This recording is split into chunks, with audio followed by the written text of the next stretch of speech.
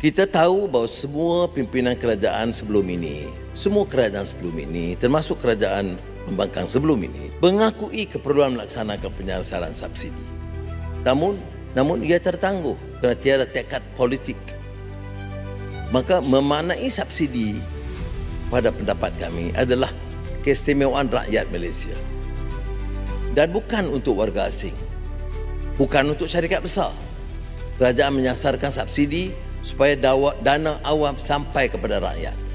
Saya bagi beberapa contoh. Kita tahu bahawa bantuan subsidi pengampungan ayam ini sebelum ini telah menyebabkan kita menelan kos RM1 bilion satu tahun.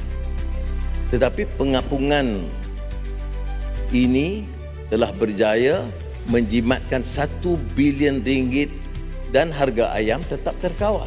Telur kita dapat jimatkan RM1 bilion, sudah RM2 bilion.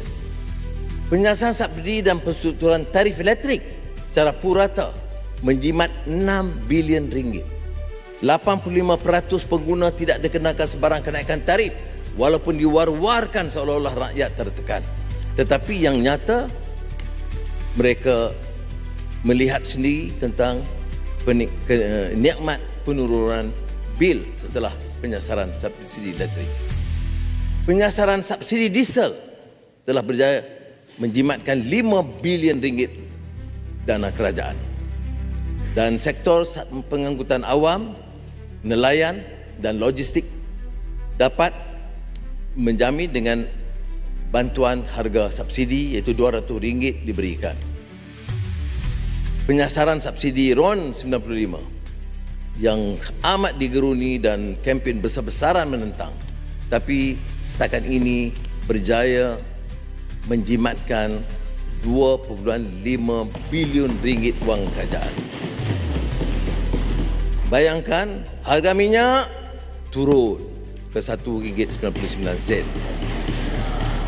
Warga asing bayar. Rakyat Malaysia dapat menikmati kemudahan yang sukar dinikmati oleh negara-negara lain. Jadi terima kasih kepada semua penyelenggara Budi 95 yang berjalan lancar dan lebih 10 juta rakyat telah bertransaksi membeli RON 95 pada RM1.99 seliter. Pengkalan data 16.5 juta warga negara yang layak sedang dikemas kini untuk menyediakan kuota tambahan kepada 23,000 pemilik perahu berdaftar dan lebih 52,000 pemandu e-hailing aktif. Perahu berdaftar yang kebanyakan di Sabah dan di Sarawak. Keseluruhan penyaluran subsidi justru itu dapat menjimatkan dana negara sekitar RM15.5 bilion setahun. Setiap penjimatan bermakna lebih banyak dana untuk kebajikan, lebih banyak peruntukan untuk kos sara hidup dan lebih banyak pelaburan prasada rakyat yang berkualiti.